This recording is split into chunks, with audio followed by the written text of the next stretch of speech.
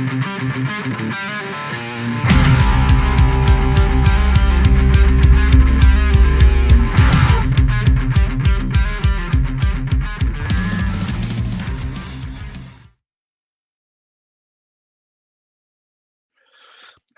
and welcome to another episode of the British and Irish Eagles. I'm your host, Liam O'Neill, the Irish Eagle, and I'm joined by Phil Mount Stevens, the fence himself.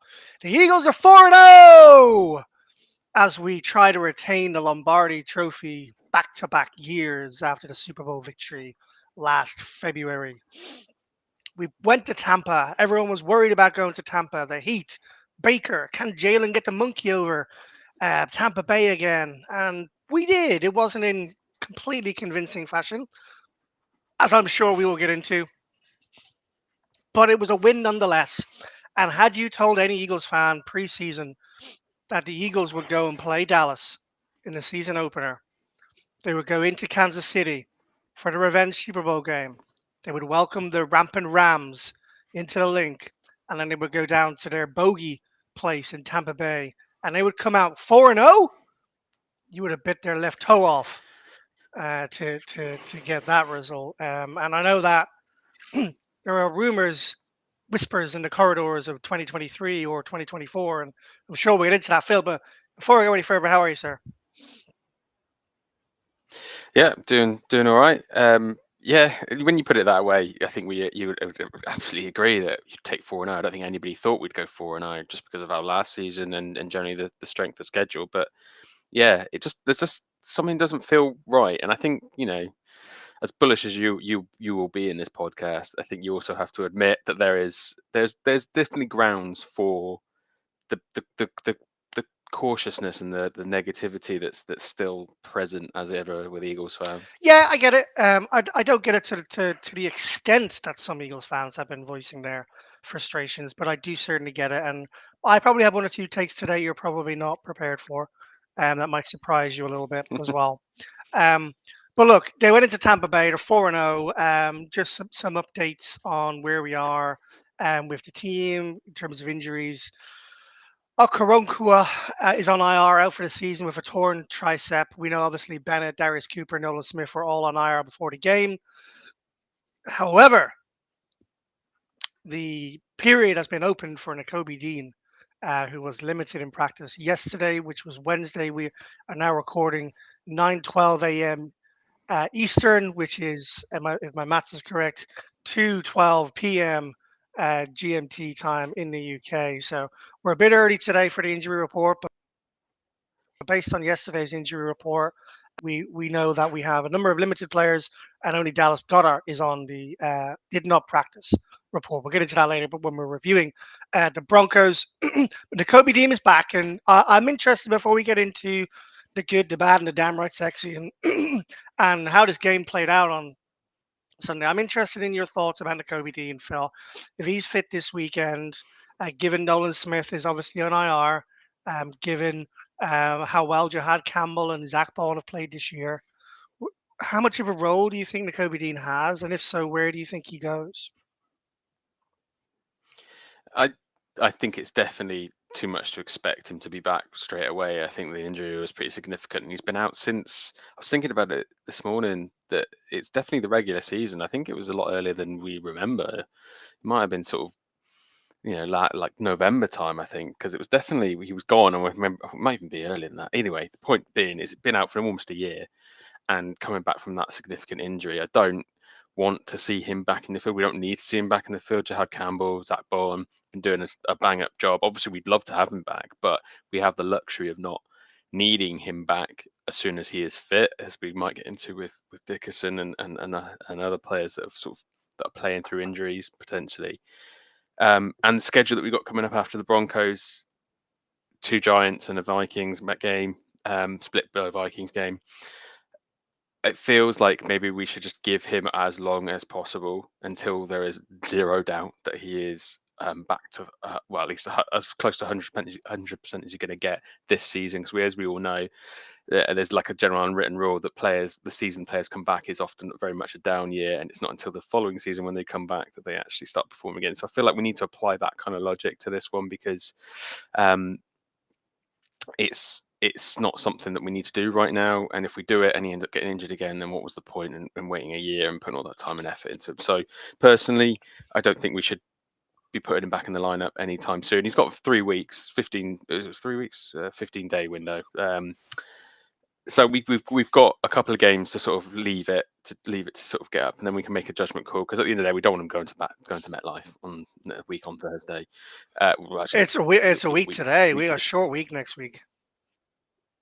short week, so definitely not for the next 2 games. Maybe Vikings bring snaps, but if he's back, but then you might as well wait till we're back at the link with the Giants. Relatively easy game at the link, and should be a much more opportune time Yeah, to I bring him don't see him back. suiting up this weekend, Phil, but I do see him suiting up next Thursday on a short week where players need a bit more rest. I'm not. On that I field. know, but I don't see him. I'd be more worried about Zach Bond or Jihad Campbell going down than the Kobe Dean. I know we won't want anyone to go down, but on a short week with the amount Jihad's played in his rookie season, I wouldn't be surprised to see the Kobe get some snaps next Thursday at the linebacker position, and I wouldn't be surprised to see Jihad line up on the edge. I know the other day Vic Fangio came out and said he's not ready to play on the edge yet, Jihad Campbell, which alludes to the fact that at some point in his career we will see more of that. Um, but having said that, and we're going to get into it, he made another play in the secondary. This weekend. I know he was burned for one. He made a play, and obviously the play a few weeks ago where he had that pass breakup, like basically playing deep safety, as well. So he's a versatile guy. He's a bit of a Swiss Army knife, Jahad Campbell. Him and Zach Bond. Can both intercept the ball, can both break up the pass, can both rush the quarterback, can both stop the run. I mean, it's great to have those two players at their positions right now. All right. Well, listen, let's get into the good, the bad, and the damn rat sexy. All right. I'm going to switch it up this week.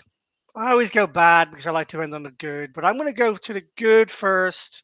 I'm going to talk about some of the things that were positive that we can take away from this game, where our heads held high, before we go into what we need to see turn around at this coming Sunday against the Broncos, followed by the Giants, and then the Vikings. I'm going to go straight to it. AJ Brown. I am quite upset with the way AJ Brown is play acting right now. I get the whole wide receivers are divas and wide receivers need to be selfish. And did you catch the video yesterday of him in the locker room, the 3.5, 4 minute video? He was interviewed about it, and Yeah, the first 2.5, 3 minutes, had he just stopped there, would have been perfect. Right? He took it on himself. He realized his own mistakes. But then if you go back and watch the last minute, minute and a half, it kind of contradicts everything he said in the first 3 minutes. The last minute, minute and a half, he talks about wanting the ball, wanting to put the team on his back, like talking like he's the best player, and Jalen can put the team on his back, Saquon can put the team on his back. Hell, so can Smitty. You can make the argument that in moments Goddard has put the team on his back when he's required to. AJ Brown is not the best player on this team, in my opinion. I don't know if I have a best player on this team. I think we've got a number of very, very good elite players. Jalen Hurts, AJ Brown, Saquon Barkley, Lane Johnson, Landon Dickerson, ironically, Zach Baum, Quinion Mitchell. They're all elite players at their position. I think they're all top 5 players at their position. Would you disagree with that? Jalen Hurts, Saquon Barkley, AJ Brown, Quinion Mitchell, Zach Baum, Lane Johnson, Landon Nickerson. All 7 of those players, in my eyes, are all top 5 players in the NFL at their position. All right. So just let me get yeah, to my final point. yeah. In the last minute, he was talking about putting the team on his back, wanting the ball, wanting if the team are down, he wants to do it. All right, AJ, if you want the ball, go do it. How many targets did he have? 9 targets, 2 catches for 87 yards.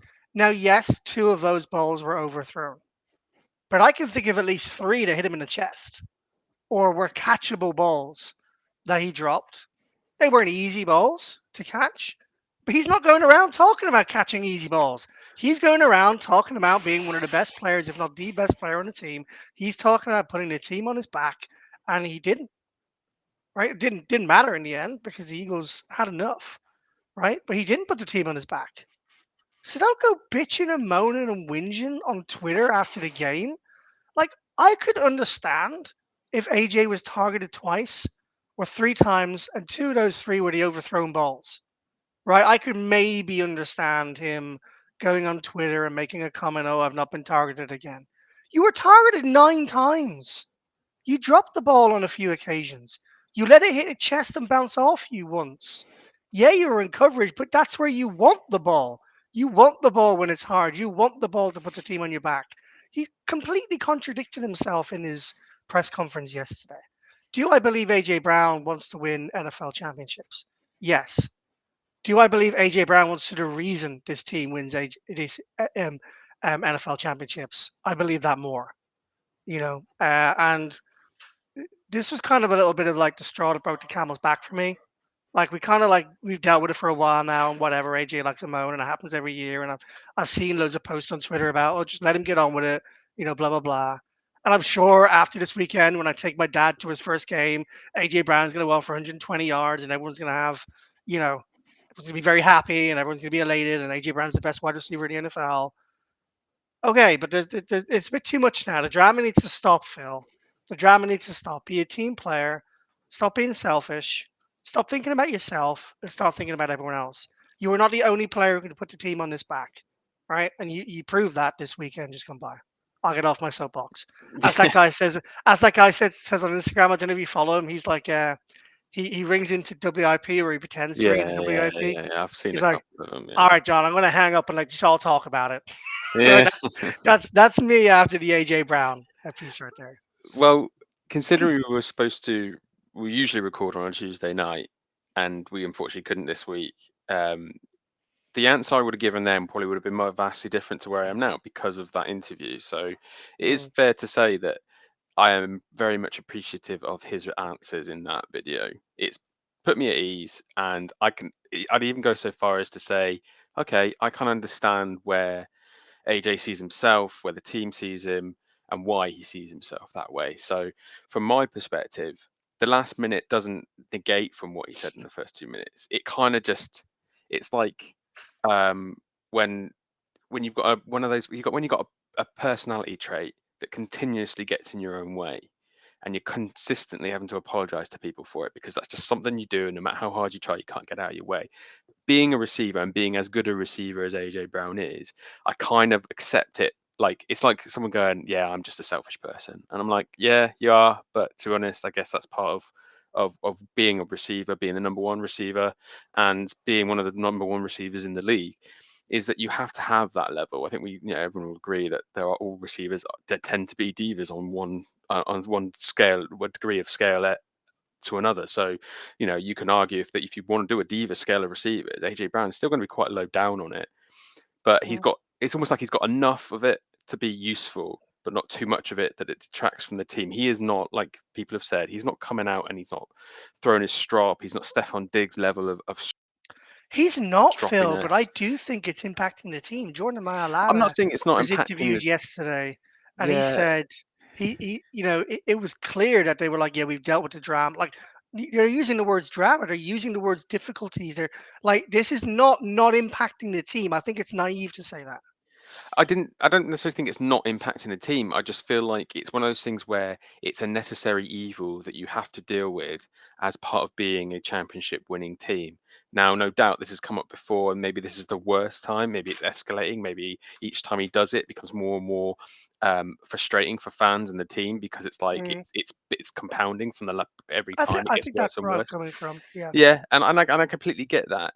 But him sort of saying, "I want to do this," it's like I kind of want him to be the guy who sees him as a hero, self as a hero, as a savior. Whether that's true or not, whether that's how the outside world sees it, for him specifically, in much in the same way, Jalen is just an absolute robot and so focused and so determined. It gets true. annoying sometimes. You can kind of argue that there's an element of, "I wish he was a little bit more like this," but actually, that would detract from all his ability and Hmm. and our value of him as being a top quarterback. Is that Correct. you take that Part of his character it's as well. part of his character and it's part of Mm. it. So you kind of accept it. Now, if he was at the level of like, I'm not saying Devontae Adams is a diva, but obviously his time in with the Raiders is a good example when he was Yeah. basically saying this quarterback's going to get me killed and coming out in the media. And it's like, at least AJ's not doing stuff like that. He is keeping Yeah, a but the little niche Raiders with his. quarterback hadn't won a Super Bowl MVP.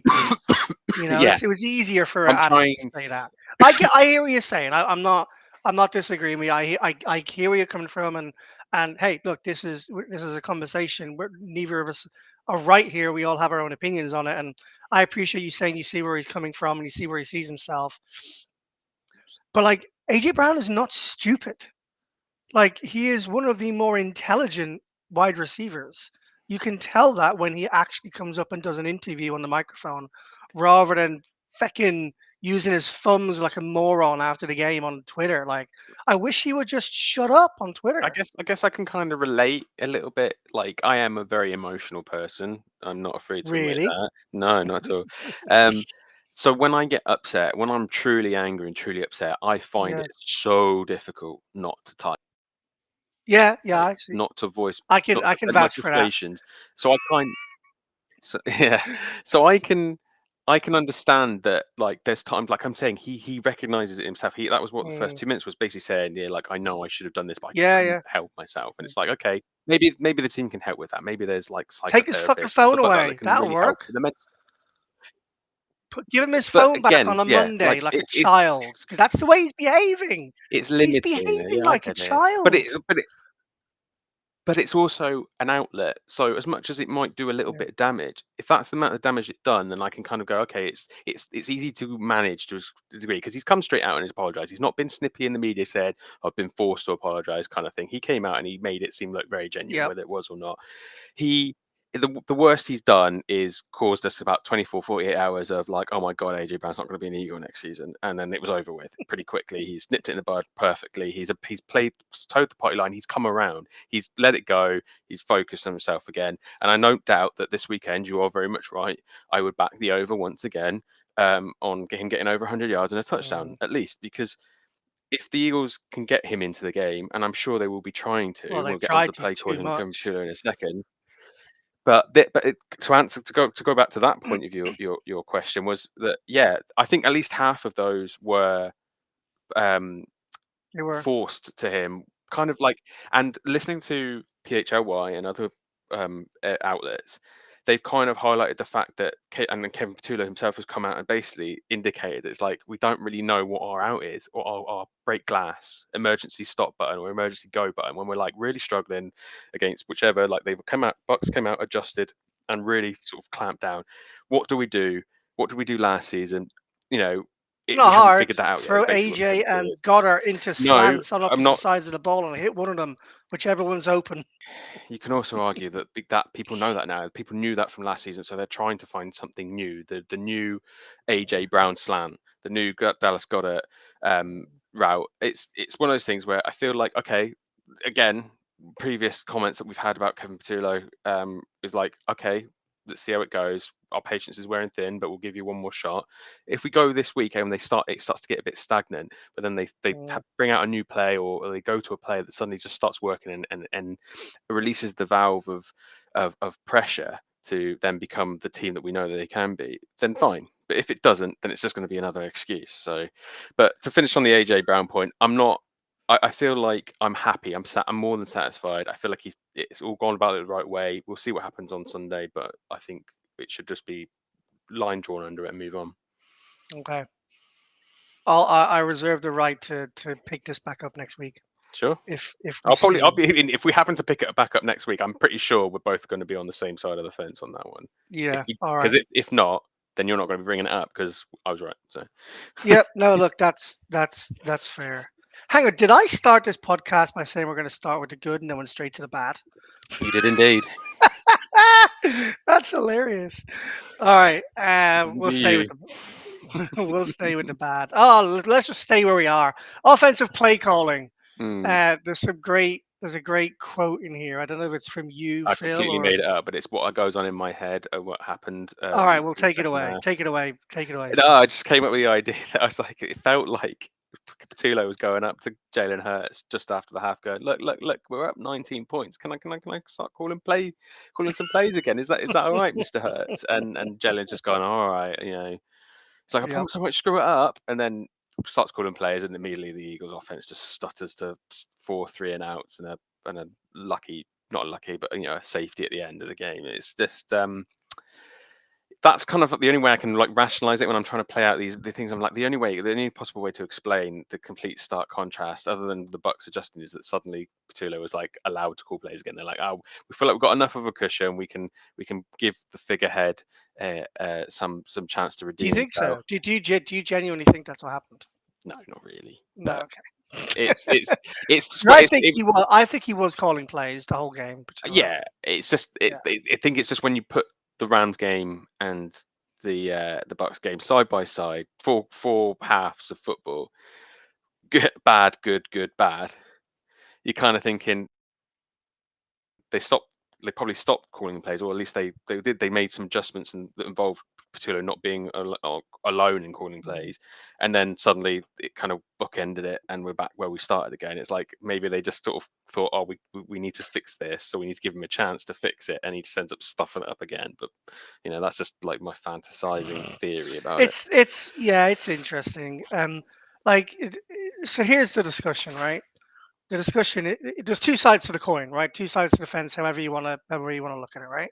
You've got the argument which says, holy shit, second half against the Rams, that team looked legit Super Bowl contender level offensive play calling, offensive success. Um, First half against the Bucks, you're like, oh shit, the boys have got it together. We got these nice shovel passes going on, to Dallas Goddard. We got the fake tush push in for the touchdown. Maybe that was in the second half, but things are all looking great. Um, and then it's like they've never played a game of NFL before. Like they've no clue what to do. Like there's some of these AJ Brown forced passes. There were wide receivers wide open, Phil.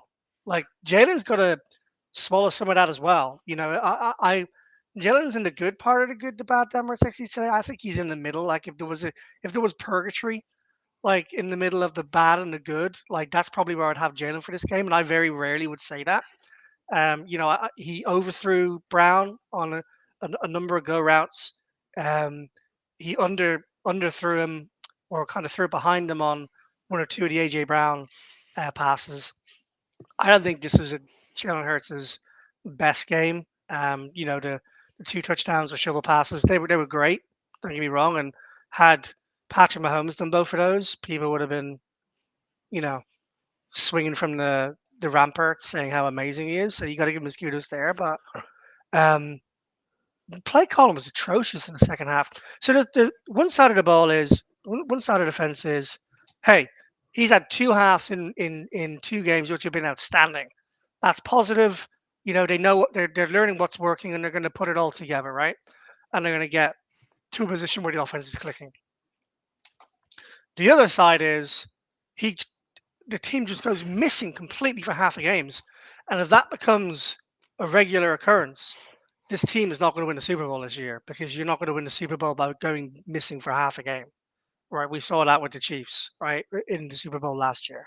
They were too far behind. There was no way back. Um, it's just one to monitor. At the moment, the Eagles have some issues. We're 4-0, but we have some issues. There's no denying it. And you probably thought I was going to come into this podcast and say we don't. And I'm very bullish that we will turn it around, because I believe in Nick Sirianni, I believe in Jalen Hurts, I believe in his team, the culture, I believe in the positional coaches on the offensive line and the defensive line. We need to figure out the offense play calling. There's zero doubt about it. But I think we'll turn it around. But we have issues and they need to be solved. There's no doubt about it. AJ Brown is one of them. All right, we need to sort out how we're getting him involved in the game. We need to sort out. He needs to sort himself out. Petula needs to figure out, put two and two together rather than one and three, which is what it feels like at the moment. And then we'll get to the O line in a second. Why don't we get to the O line now? Phil, I'll pass it over to you. Also in the bad column is, and this makes me sad to say, Landon Dickerson. Yeah, yeah. We know we have a lot of love for Dickerson. He's been a Pro Bowl caliber player for the Eagles from being drafted to having concerns over his knee injuries, and it feels like we've had a good few years before it's kind of reared its head in a way that if it had happened in his first or second season would have been like, why did we pick this guy? But that aside, feels like it was just a bit of a miracle. We know, remember when he went down Mm. in the preseason, and we were like, God, we're going to be without him, but not like we weren't like confidence in the Eagles O line and Jeff Stoutland to basically, however long he needs, we'll be fine. We'll get through the first few weeks of the season with a handful of wins, maybe some losses as well, but we'll get Landon back fully fit. Then it turns out that he's miracle cured and he's going to be back week one. He's had surgery and he's going to be back playing week one. And I remember thinking at the time, going, should we be doing that? If it's like, even if it is as good as it seems, it's like it feels like unless you are, it's the sort of thing you do in the run into the playoffs when you're desperate to basically finish with the flourish, and you're like, we need Landon because we need to get these last couple wins to get the number one seed.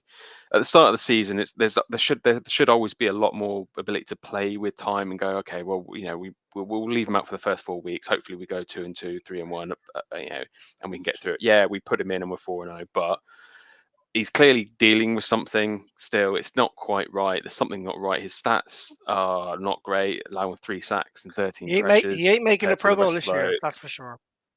No, the rest of the line is only responsible for 1 sack together with 18 pressures. So he's definitely Damning the weak stats. link.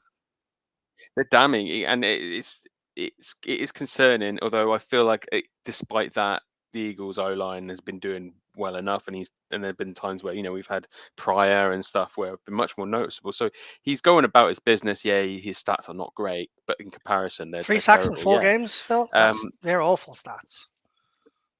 We they can't are, but I feel like we've we been can't blessed. sugarcoat that. Like they No, we are can't bad sugarcoat it, stats. He is but an we have elite been player. He's a blessed. Pro Bowl player. He might end up being a Hall of Famer. But like, and I'm not saying it's because it's his fault. Like I'm with you. He's injured. There's no doubt about it. He's too tough. If you look at the last season, Liam, like we were blessed. It's like how going last season we had barely Yeah. any injuries. The O line was pretty Mm. flawless. When you compare any kind of any other season to last season, things are going to look So bad. And we've yes, been the stats spoiled, are, is what are you're bad. saying. We've been spoiled, and I feel like okay. I'm getting the feeling that like Dickerson, Carter, and Nolan Smith are types of players that are going to be carrying injuries throughout the season, and their management issues. So do you give them time off? They're not ones that will be cured by significant rest. They're almost like they're just managed. So the minute they start to feel it, get them out of the game or replace them. Blah blah blah blah blah. It's going to be tough like that.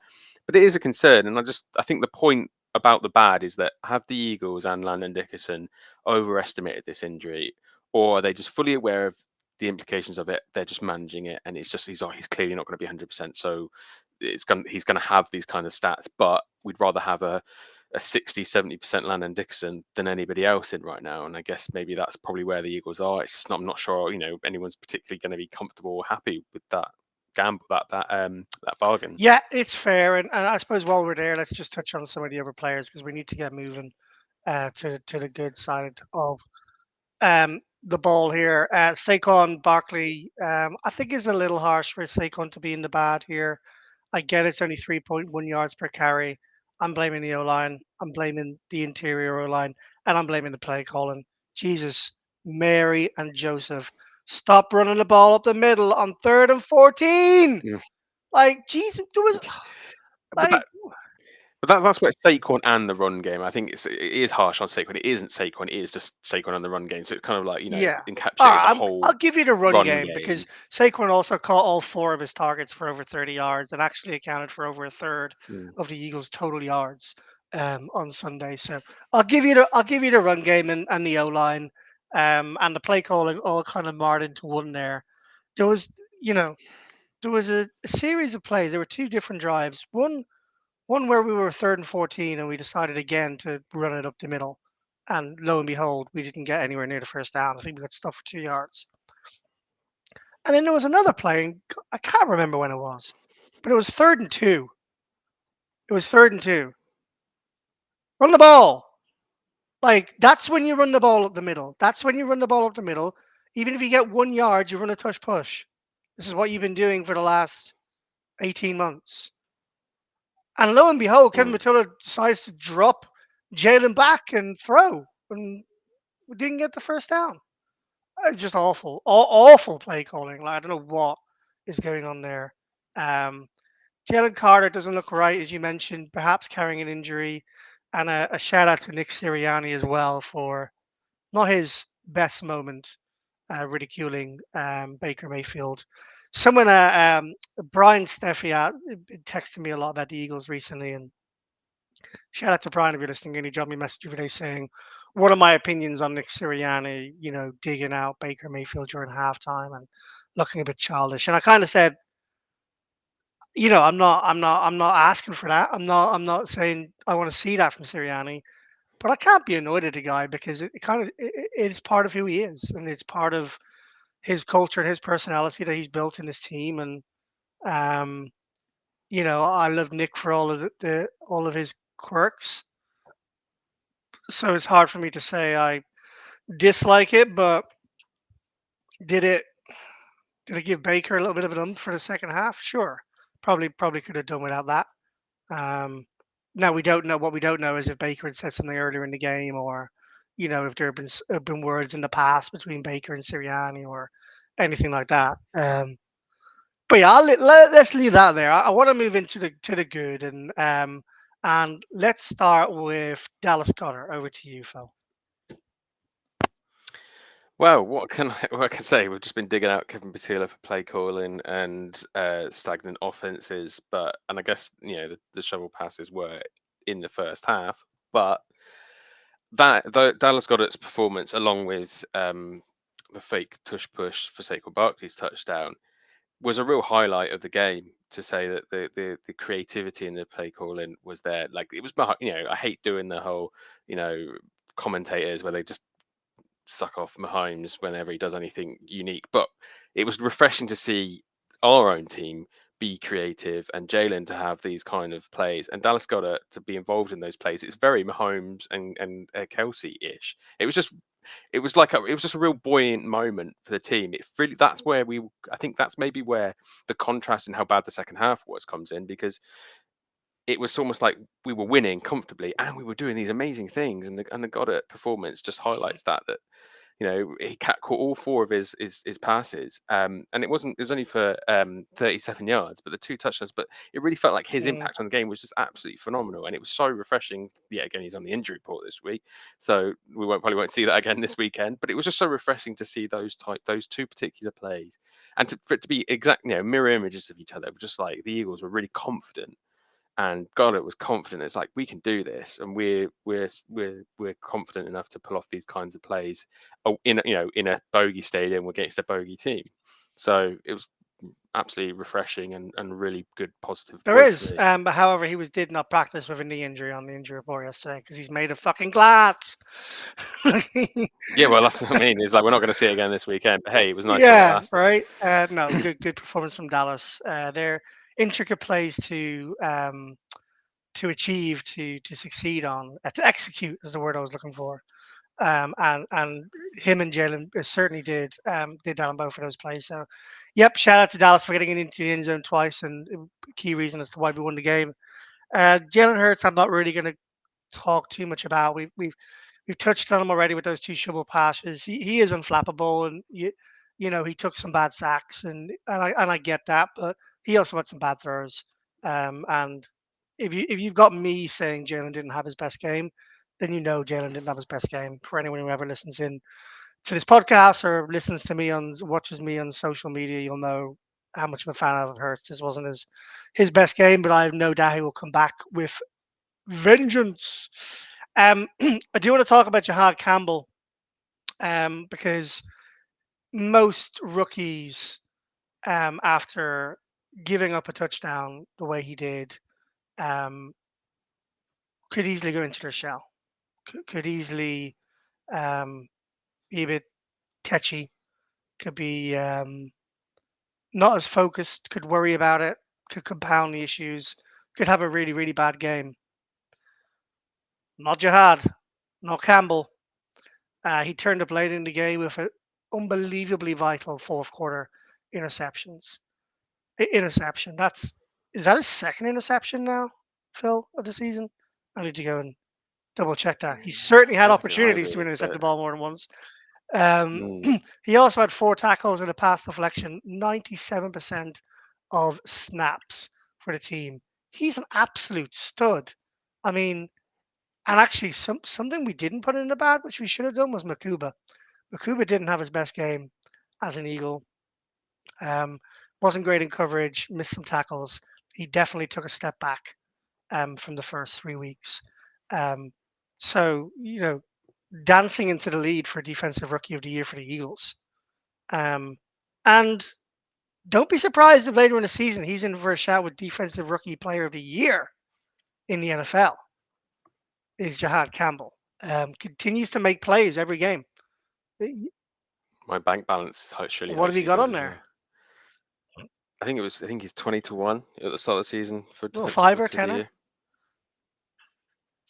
something like And you're like, Where's Lottie? that. Yeah, look, how happy are you about what you've seen from Campbell? Like when he fell in the first round, and I know I said on previous podcasts that the Eagles feel like this is Jalen Carter all over again. Like, what were people doing? Why were they, worried about the injury? And he just seems he reminds me of Cooper DeJean and Zach Bond a little bit. Whereas every single game they just do something. Like they don't go missing for an entire game. Whether it's a pass deflection, whether it's stopping the run on third down, whether it's interception, whether it's a sack. The three of those players, they're game changers. They're playmakers. He's a playmaker. You know hmm what can we expect to see from him for the rest of the season, Phil? Is this can he sustain this, or is this will we see a bit more of an average performance throughout the rest of the year? Yeah, he's an animal. He's an absolute animal. We saw that in preseason. That was my big highlight of of training camps, was just seeing the raw aggression and hoping that once it gets honed by Fangio and trained and more experienced, it's just going to get better and better. And I feel like he is such a versatile player to have in the middle of the defense, all over the shop, dropping back, put him rushing forward. We're going to see a bit of both. And unlike players like Hassan Reddick, where we were severely criticizing him dropping back so much because we felt like his skills were as the pass rusher, I feel like Campbell's He good is. enough to do both, and he's going to be so versatile. And that is such a key thing when showing defensive structures, because you just not aren't Yep. going to know what they're going to do, because you think, well, he's always, Jihad always goes forward or he always goes back, so you're not going to know that, and it's just going to be such a versatile piece for Fangio to use. I feel like he is a very strong shout for Defensive Rookie of the Year. Whether he gets that purely because as we know it's a stats game and maybe his stats aren't going to reflect that, but people who know ball will probably be shouting his corner going, he's probably not going to get Defensive Rookie of the Year, but he's my shout. And that's kind of where I feel like he's going to be at. He may not get it, but if he does, it's going to be well deserved. Bit And he's like going to have had an even better season than Cooper we and Mitchell expect. last year, then basically. Yeah. Yeah. Yeah, basically, we were shouting for Quinion Mitchell Mm. to get it, and he didn't, just because the stats, the Yep. interceptions weren't there. I feel like that is a change this season. I don't think he's going to be good enough now. He's not a rookie. Um, but as we look at him now, I feel like he is, justifiably a first round Oh, pick gotcha. that we have hit on Yeah. again. Well done, Howie. Talking about Quinion Mitchell, I don't think there's any arguments here.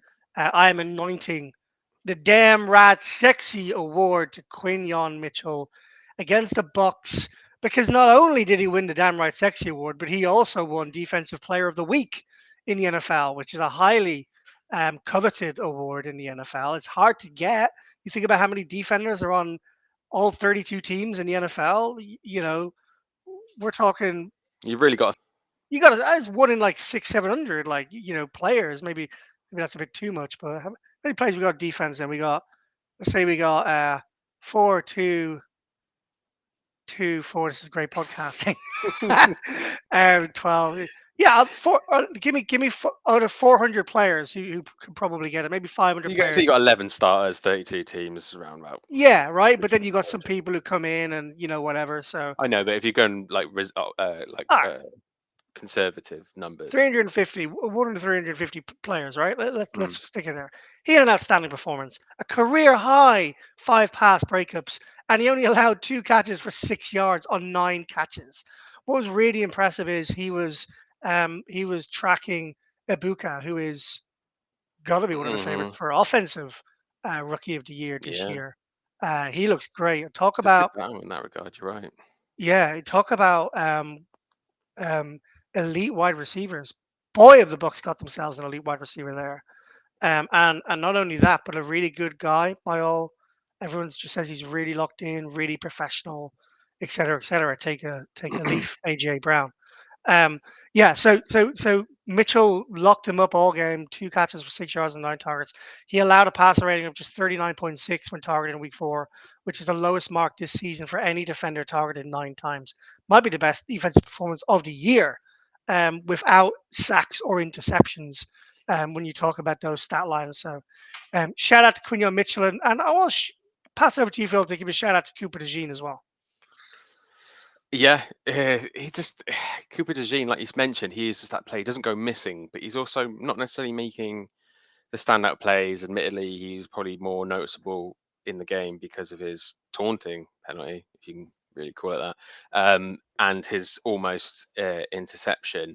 But aside from that, you just know he's always there. He is that great. He's a great tackler. He's got great awareness, and he's getting huge shout outs from across the NFL media, across the league, for saying he is just one of the best players in the league. And it's amazing that he's in his second season and he's already getting those kind of plaudits. It does help when you get an interception in the Super Bowl, but I don't think that is the be all and end all. He is so much more than that, and his stats speak volumes. He was the leading tackler on the team, and he had also had 2 passes deflected himself.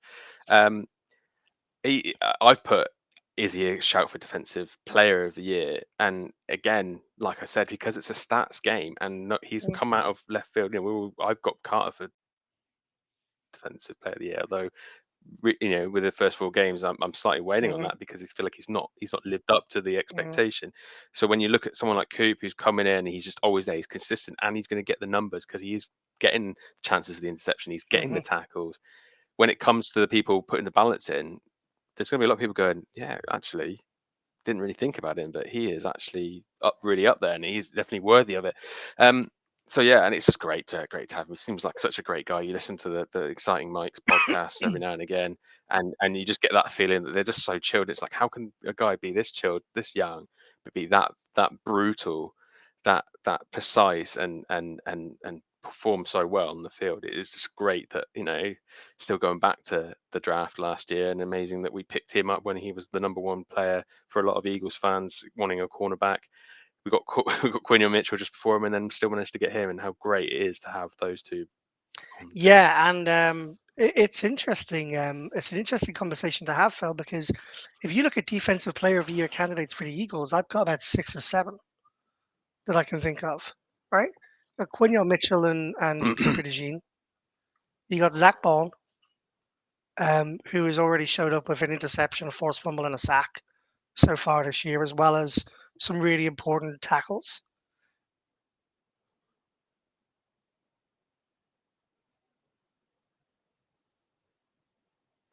You've got Jalen Carter, who could turn it around. Who probably won't end up being a defensive player of the year, but certainly having that breakout year, that Zach Ball award, is looks like a Joma could be that guy that people in the preseason were hoping he could be. Um, and that's without talking about Jahan Campbell, Nolan Smith, Jalix Hunt, Zadarius Smith, Nakobe Dean to come back. Um, Reed Blankenship, Makuba. There's some real. This defense is jacked, and the Eagles are going to have a shot every game with this defense. They just need that offense to start clicking. Do you want to know what they are? Coop and defensive player of the year. Well, I was talking about defensive player of the year for the Eagles, but I do think those two have a shot for defensive player of the year. But I, Sorry, I I'm gonna no, but I'm gonna go. Um, uh, like 40 to 1. Q is 100 to 1 for defensive Wow. player of the year, and Cooper DeJean is 150 to All right. 1. Okay. So yeah, I get it. There are a lot of players on that list where if I read through every player on the list, you're like, well, maybe he's not going to get it. But I think what I'm saying for, When's the yeah, last time a cornerback won Defensive Player of the Year? don't think it was that long I'm going ago, to but I Google that couldn't while you. tell you. I'm going to Google that while you chat. But yeah, so yeah, absolutely fantastic. I mean, it's worth chucking a quid or a dollar Yeah. on for you. Yep. See what happens. You know, you've got nothing to lose, and there's every chance that at this early stage of the season that those odds could get shorter and shorter as the Eagles go on and they perform. If Coop continues to put up the consistent numbers, but All right. Well, look, I'm obviously an idiot because Patrick Surtain won the Defensive Player of the Year last year yeah, I feel at like I was. quarterback. However, other than that, there was only one player um, since 2010 Mhm. who has played in the secondary, not even quarterback, secondary being. Gilmore. Yes, Philip. That's a great show. Stephon Gilmore, cornerback of the New England Patriots in 2019. Other than that, it's been Miles Garrett, defensive end, Nick Bosa, defensive end, TJ Watt, linebacker, but basically defensive end, Aaron Donald, defensive tackle, Aaron Donald, defensive tackle, Aaron Donald, defensive tackle, Khalil Mack, Yeah, JJ Watt, Luke, can I pronounce his name? Kuechly? No, I've ballsed Kenichi. that up. Yeah, and then JJ Watt again. So JJ Watt's won it 3 times. Aaron Donald's won it 3 times since 2010. Weirdly, Miles Garrett has only won it once.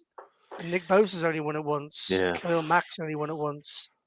Um, and then when you get back to 2010, one, two, three, five of the previous seven won from the secondary position. So there's clearly been a big change there. Hmm. But hey, maybe this is the changing of the guard with Patrick Surtain winning it last year. Only Maybe we see some more cornerback. only takes one good It does, season. right? It does. There you go. The only Eagles player to have won Defensive Player of the Year more than once is Reggie White. I don't know, Peter. Ah, Reggie White. That's bit before Alrighty. me. I feel like this has just turned into a conversation between me and you and not a podcast.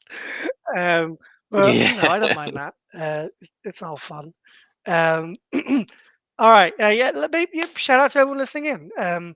Give us your take on who's going to be the Eagles Defensive Player of the Year and who do you think has the best chance of being the NFL Defensive Player of the Year for the Eagles. Certainly, no one is looking like they'll win Offensive Player of the Year or NFL MVP of the Year other than Jalen Hurts so far, who probably still has the best chance among all those in there. All right.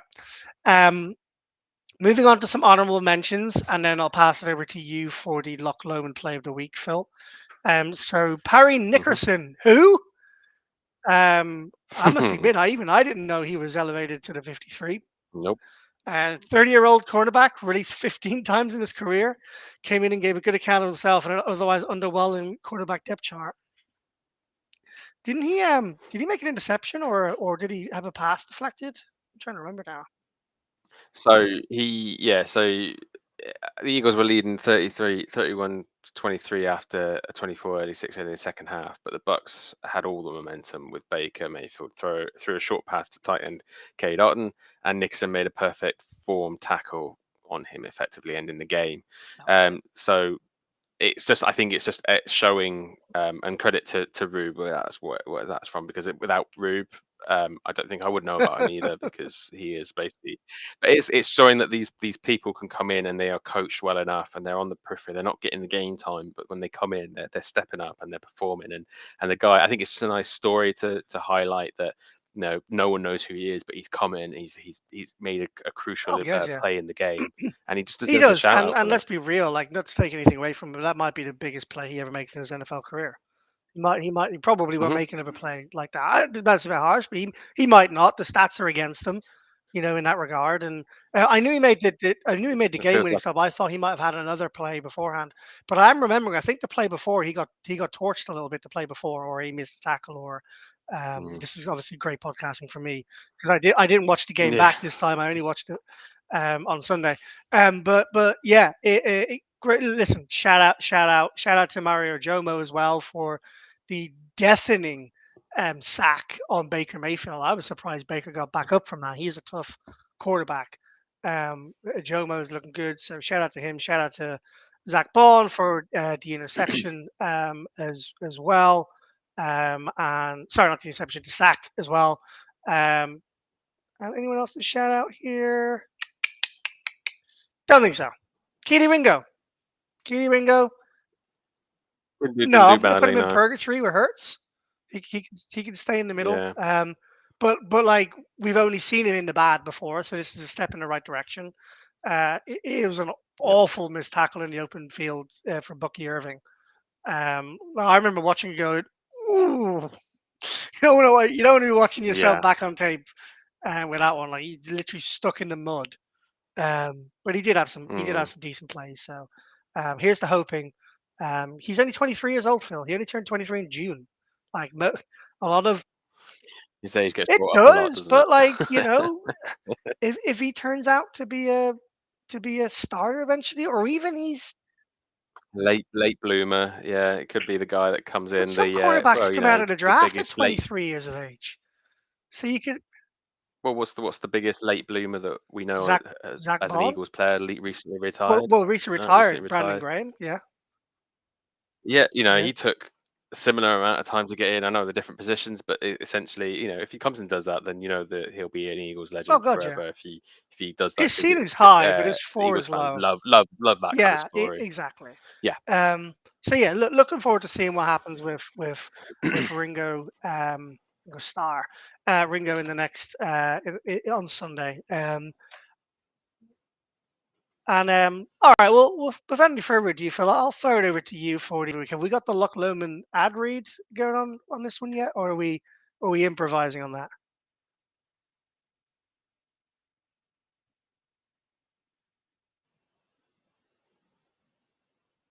I lost you there for a second, Phil. yeah. Saying my connection's lost reconnecting. So have you got me back? I've got you back, buddy. I was just talking about the Loch Lomond play of the week. Have we got the Loch Lomond podcast read, or are we still No, getting we are used to the new? unfortunately, yeah, we are between we are playing the field with podcasting platforms at the moment and All right. trying to Well, figure that out. I'll So we don't well, have it just yet. well, I'll do a little spit here. And we don't make edits on this podcast anymore. So if you're listening in, this is all on the fly. Um, so Loch Lomond are obviously one of our premier sponsors, and the Loch Lomond special Philly Sports International whiskies are now available to purchase for British and Irish Eagles members. If you are not a British and Irish Eagles member, please go to our website, phillysportsinternational.com, to sign up. A member gets you lots of perks from fantasy leagues with prizes, giveaways from Loch Lomond whiskies, Ben Lomond gins, all the way through giveaways for jerseys, helmets, signed merchandise, access to the British and Irish Eagles WhatsApp group, priority access to watch alongs at Passion Avenue, 20% discount on your food and drinks at Passion Avenue, and a guide to Philadelphia, as well as access to our annual trip to Philadelphia for our birds fly home, alongside a monthly newsletter which keeps you up to date with all things happening across Philly sports in general. If you're not a British and Irish Eagles member and you live in the UK, Ireland, or anywhere in the world, because we are now Philly Sports International, what are you doing? Sign up. Let's be friends. Let's talk birds. Let's help you get closer to the city of brotherly love. Thank you to Loch Lomond for being our sponsor, and thank you to Passion Avenue for also being our sponsor. All right, Phil, with that in mind, Loch Lomond play of the week, passing it over to you. Who is it, my friend? What's going on? It's the special teams really. I think we gave them some flowers with Jordan Davis last week, but I think this week, given how the game started with the Sydney Brown punt return for a touchdown, um, just deserves a shout out overall. Braden Mann probably also specifically as the highlights amongst that.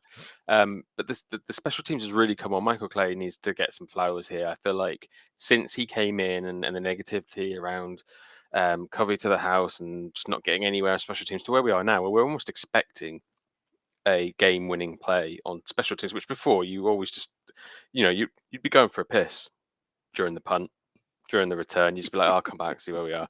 Now you actually want to sit and watch it because you think anything can Especially happen on for the this play, and that Eagles, is right? especially for the Yeah, Eagles. Yeah. both sides, but both sides of If the ball Turpin gets the on ball for special the teams. Cowboys, you're shitting yourself. You're not moving. Exactly. But But we yeah. were very much in that position with their return. I can't remember what his name is, but that was part of the reason why we took the safety at the end, Mm. was because no way in hell were we giving the Bucks a chance to run it back for a It touchdown and wasn't Bucky, potentially was win it. it? Was it? No, Was it someone was. else? I think I want to say McMillan, but I don't Oh, know. okay. Um, Yeah, but the Jalen point, McMillan. yeah, the point I'm trying to make is the special teams has become almost an integral part as on just behind the defense, I'd say at the moment, Mm. in terms of critical impact on the game. Braden Mann, 7 kicks for 363 yards, averaging Uh-huh. 51 yards per kick, deserves a shout out because he's going to take a minus 30-yard rushing attempt on his record, which I don't think anyone, or specifically him, is going to give a shit about. But it was kind of interesting because um, Mick called it when we were third He down. did. Going, Jalen's got to come on and take a safety, and then suddenly the punt team come out, and everyone's like, "Oh my god!" And no one even thought about the fact that obviously the punters stand much further back than Jalen It's would have clever. stood back. So it's quite clever in the fact that he had, as soon as he got it, he sprinted and nearly. I'm not saying he nearly got caught, but you can tell why that distance was important because he, had it been Jalen, there was a chance he may have been sacked back at the 1 yard line or something and take over on downs, Yep. in a really horrible position. So shout out to Michael Clay or Future Nick head Sirianni, coach Michael Clay, right, Nick? essentially. Um, but yeah, I just think overall the special teams is a really real highlight, especially the last couple of weeks, and it's good going into that season because again, a good defense just gives you that confidence, and without a good defense, we are not 4-0. Without good special teams, we are not 4-0. So shout out to those Completely two. agree. And shout out to Tanks Bigby for catching the ball I three knew that was times coming. on special teams. I think he averaged 27 yards He did all right per this time, yeah. per return, which is the NFL average this year is 27 yards. Shipley caught one for 33 yards, But slightly above average. Good to see him back. it does goes to show that the point about the Rams kicker kicking it in such an horrible way has an impact. 'Cause I don't think the Bucks kicker was doing the same thing. So you can, when you get half a chance to catch the ball, he's not too bad. Yeah, yeah, when he actually catches it. And yeah, shout out to, well, not really shout out, just a comment on Big Fangio's press conference about the balls this year, the kicking Yeah. balls. Obviously calling Aubrey to hit a 70-yarder this year, and basically saying that the way he schemes his defense is having to change because of how far the I kickers are kicking know. the ball. I'm not sure it's the balls. Like, Fangio will know way more than me, and far be it from me to tell Fangio that he's wrong here. But I just think the kickers are getting longer and they can kick it Well, further. you know why the main reason, the fact that the special teams are allowed the ball all week to work on it. And do you remember when you were in school? Did you ever play conkers? Like Yeah. Chester. Basically, that's what's happening. Is that you're getting all sorts of different techniques. They're putting vinegar on it. They're putting it in the microwave. They're putting it in the oven. They're putting it in certain liquids that make it more malleable or softer or grippier, whichever. And Fangio's basically saying like they got a week to basically basically reconstruct a football to how in their image, and that's yes. I don't think he's saying it's not the players. The players are getting a little bit better, but the stark contrast is because of the rule change this season. Because they previously only had like 90 minutes, and the Eagles are one of the teams that were fighting for the rule change to have kickers have it all week because they were saying that their kit men were running around like headless chickens 90 Hmm. minutes before kickoff, trying to get these Hmm. balls, trying to sort them Hmm. out so that Jake Elliott can kick 50-yard field goals. Now they're basically saying, well, when you do anything to the ball that you want to, when you kick it, yeah, you're going to kick much further than you do. And the Bucks kickers long was 56 yards, and he hit a 65-yarder.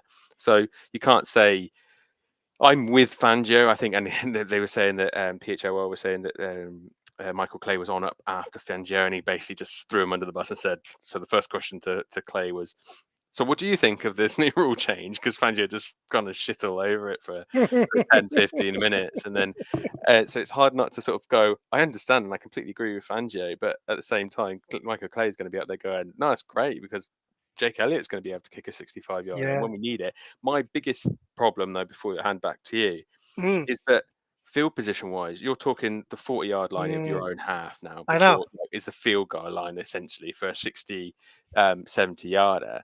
And it's like, it kind of Well, ruins this is now. I've got a follow-up question to this Yeah, point go on because then. that's my worry. And my worry is, or my question is, and I've been using this the last few days ever since I watched that press conference. At what point does like the field get extended an extra 5 yards Mm, each side? You mm. know, and because the NFL would like that for a number of reasons. Um, all these longest ever touchdown stats could be broken again, and like 100 is it 100 yards between each end zone? Is that It's is that 100 well? yards, but It's obviously, depending 100 on where you yards. catch it, Yeah, you yeah, and could then have a 110-yard touchdown in right. theory. Okay, yeah. So what about yeah, if you call it right at the back, right, you'd have 100, 110 yards. Just, would it work to do another 10? I guess it would, right? It's still equal. Another Yeah. 10 each side. Then it's 60. I don't know. I'm just saying. I'm not saying it's going to happen now. I'm not saying it's going to happen soon. But if we get to a position where kickers are kicking it regularly 70 yards, which I think we will eventually get to that period where they are doing that, the same way that quarterbacks will regularly be able to throw the ball 60 yards, then the NFL are probably going to have to do something because we don't want to watch a game of kicking. We want, No, we want to watch a game of football. A football, and the irony of that is foot and ball. I know, but I guess the counterpoint to that is that you're only really trying a 70-yard field goal at the end of a half when you desperately need that point and you've got nothing really to lose. Because at the end of the day, the flip side is you're taking a kick on your own 40-yard line and you miss it. You're handing the ball back on your own 40-yard line. So I guess the NFL will argue, going, yeah, it's not it's going to true. happen that often, and they all, we know the NFL is always engineering rules to make games more exciting, which is evidenced by the new kickoff return, which has Mm, made it more exciting and more dangerous. We took a safety probably because we were like going to yeah, have to kick it. He's so that he can return it because we don't want to give them extra field position, and so we'll take a safety instead. So I think maybe it will all balance it out, and I guess the first thing that they'll change will be they'll revert the rule back, or maybe they'll give them less time, or they'll put some restrictions on what you mm, can do to the ball before they start extending the field, which I think yeah. is You're is probably getting right. ludicrous, really. You're probably right. It's an interesting thing to talk about. Never thought we'd have such an interesting conversation about special teams. We need a new Phil Mount Stevens special teams take it a week. I feel all these great insights I about feel I about. feel like I feel like whenever that happens, I come up with a really good point. You feel like we've got to create a whole new segment just because I came up with a good We point. never It's a do little though. bit disingenuous. We never do though. I Like, know.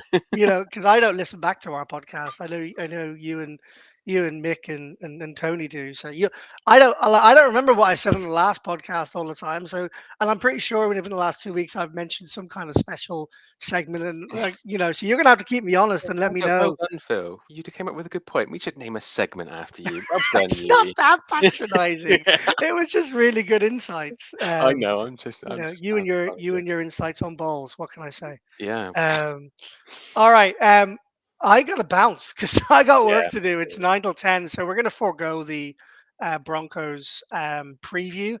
Maybe I'll do a little 10 minute. Um, that'd be maybe good. me and you can, or yeah, I'll record a little 5-10 minute thingy that we can post down on social medias previewing the Broncos this week. I got some time tomorrow before my dad comes back from Canada. Um, so yeah, hey, this is momentous. Do you know why this is momentous? What is that? This is the first ever podcast that I've done completely sober, Same. without a single alcoholic drink, or even like I've done one before where I've had a couple of non-alcoholic beers then, but even those have like 0.5% in there.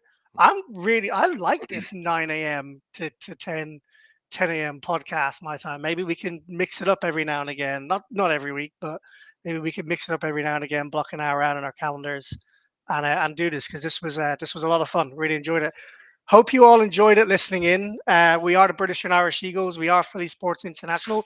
The Eagles go. They don't go anywhere. They're at home at the link to the Broncos this coming Sunday, where I'm taking my father through his first ever NFL game. Tailgating. We'll see. We'll be there at Philly Sports Trips tailgate as well as the 4 for John tailgate this coming Sunday. If you're around, come and see me. Come say hi. Drop me a message or us a message on Twitter or Instagram or Facebook, and we'll get back to you. We are the British and Irish Eagles. We are Free Sports Internationals. Thank you very much, Phil. Thanks for listening, everyone. Go Birds! Go Birds.